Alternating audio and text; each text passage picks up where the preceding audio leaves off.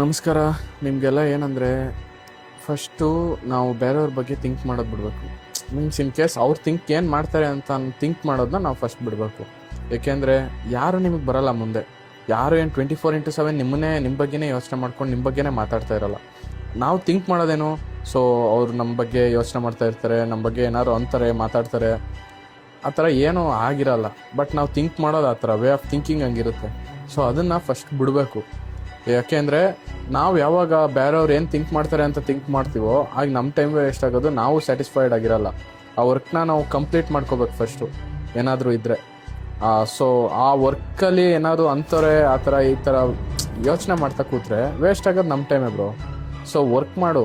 ಬೇರೆಯವ್ರು ಏನು ಯೋಚನೆ ಮಾಡ್ತಾರೆ ಅದು ಸೆಕೆಂಡ್ರಿ, ಆಮೇಲೆ ನೋಡ್ಕೊಳ್ಳೋಣ ಅಂದಮೇಲೆ. ಫಸ್ಟೇ ನಾವು ಶುರು ಮಾಡದೆ ಹಂಗೆ ಮಾತಾಡೋದು ತಪ್ಪು ಬ್ರೋ. ಫಾಲೋ ಮಾಡೋದು ಮರಿಬೇಡ ಬ್ರೋ.